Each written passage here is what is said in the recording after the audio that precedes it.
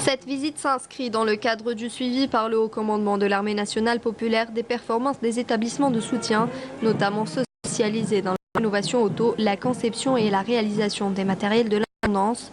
La visite a vu la présence du secrétaire général du ministère de la Défense nationale, des commandants des forces, du commandant de la gendarmerie nationale, du commandant de la première région militaire, des chefs des de l'état-major de l'armée nationale populaire et du ministère de la Défense nationale, ainsi que du contrôleur général de l'armée et de directeurs centraux. Après la cérémonie d'accueil, le général de corps d'armée a suivi un exposé présenté par le directeur central du matériel pour tenir ensuite une rencontre avec les cadres personnels de l'établissement de rénovation du matériel auto, où il a prononcé une allocution d'orientation à travers laquelle il a souligné que pour lutter efficacement contre les guerres de nouvelle génération, il est nécessaire de relire avec attention l'histoire de notre pays.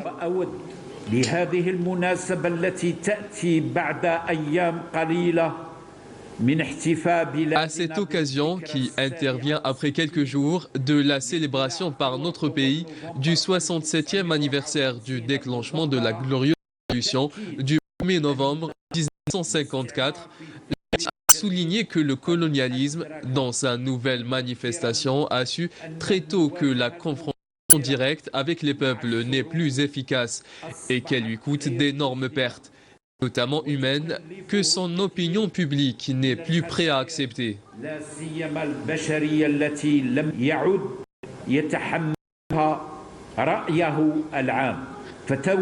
Il s'est tourné alors vers d'autres formes d'affrontement qui dépassent les formes classiques de la guerre, dans l'objectif de briser chez l'adversaire toute volonté de résistance.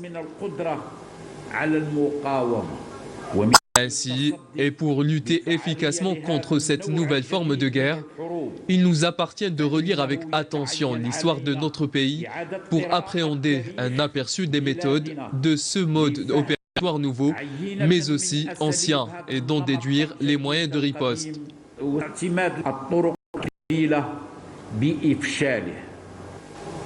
Le général de corps d'armée a souligné que le colonialisme français a adopté les méthodes de la guerre psychologique dès le début de l'occupation en vue de contraindre le peuple algérien à abandonner toute forme de résistance.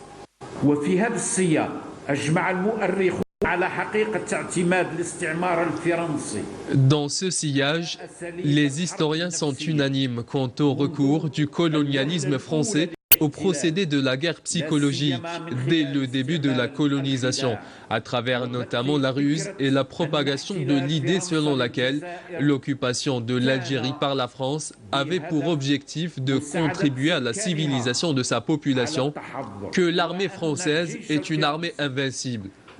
En conséquence, il est inutile de lui faire face et que le salut du peuple réside dans la soumission et l'abandon de toute forme de résistance.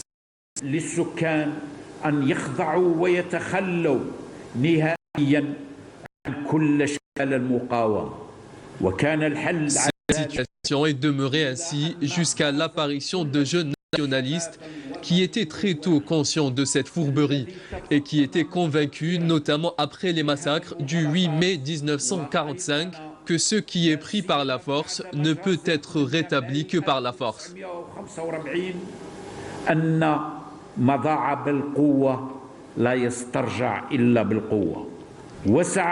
Suite à quoi, ces héros ont œuvré à extirper ces idées néfastes des esprits des Algériens et à éveiller en eux le sens de la résistance, en répandant l'idée selon laquelle le colonialisme n'est pas une fatalité pour l'Algérie et qu'il est possible de le combattre, de le vaincre et de restituer la gloire de la nation, et ce, à condition que l'Algérien ait confiance en lui-même et ait l'esprit d'initiative et de libre action.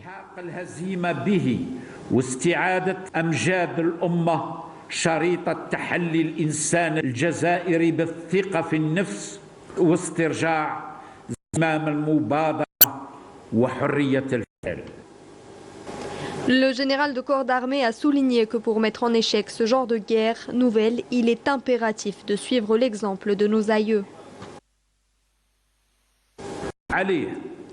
يتعين علينا اليوم أن نقتدي بهؤلاء الأمجاد Nous devons suivre l'exemple de ces braves héros pour faire face à ce genre de guerre nouvelle, et ce, en renforçant notre unité nationale, en œuvrant à mettre en relief tout ce qui nous unit et en bannissant tout ce qui nous divise, tout en retrouvant la confiance en nos capacités et aptitudes, car à chaque fois que nous avons eu confiance en nous-mêmes et cru en nos capacités, nous avons réalisé des miracles. وثقنا في أنفسنا وأمنا بقدراتنا حققنا المعجزات كل ذلك. Il s'agit de préserver le legs de nos valeureux chouhada et de contribuer efficacement à l'édification de l'Algérie nouvelle sous la conduite de Monsieur le Président de la République, chef suprême des forces armées, ministre de la Défense nationale.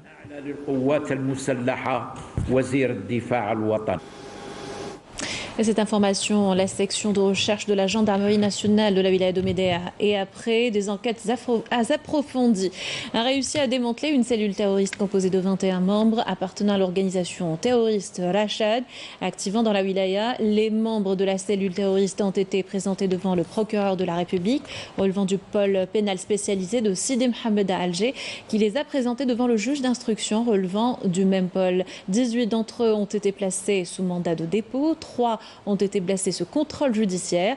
Les individus arrêtés sont poursuivis pour conspiration contre la sécurité de l'État, dont l'objectif est l'atteinte à l'unité nationale, adhésion à une organisation terroriste, apologie d'une organisation terroriste activant à l'étranger, incitation à la haine entre les citoyens, diffusion de fausses informations sur les réseaux sociaux et propagande dans le but de nuire à l'intérêt national. La gendarmerie nationale appelle l'ensemble des citoyens à contribuer activement à la lutte contre la criminalité sous toutes ses formes et à dénoncer aux autorités compétentes tout crime ou acte portant atteinte à l'intérêt général.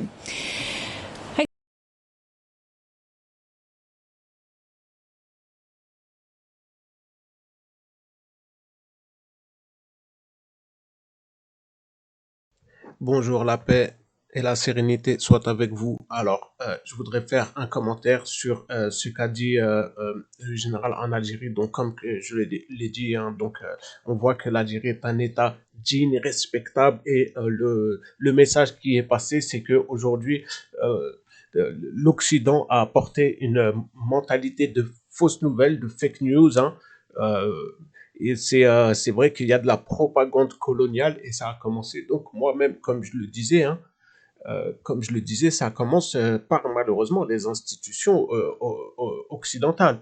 Ça commence par les institutions occidentales et déjà principalement, et on va rester dans la science. Donc comme je le disais, moi je le dis toujours, mais ça commence par les enfants. C'est le reportage scientifique à la recherche du Adam scientifique. Donc par la preuve ADN, donc grâce au chromosome Y, prouve qu'on a tous un ancêtre en commun, Adam, qui est apparu, c'est un miracle. Il est apparu miraculeusement. La paix soit sur lui. Donc c'est le père de l'humanité. Donc ça, c'est une preuve scientifique de l'apparition miraculeuse de l'humanité, comme tous les livres le disent. Et du darwinisme, on a découlé le colonialisme, c'est-à-dire le racisme, c'est-à-dire l'eugénisme vient du darwinisme directement. Il y a beaucoup de mal, ça a causé énormément de mal, et même ça a été reconnu par rapport à certains missionnaires catholiques, qu'ils avaient changé certains passages de la Bible pour dire que les Africains sont aussi, par rapport au darwinisme, etc., ils ont voulu changer des choses horribles, ce qu'ils ont dit, en changeant l'histoire carrément. Même les significations des textes bibliques, donc de la Bible, etc., on le sait, voilà. Jusqu'à même apporter la torture Augustin, hein, d'ailleurs, hein, donc c'est aller loin même dans ce domaine. Donc voilà.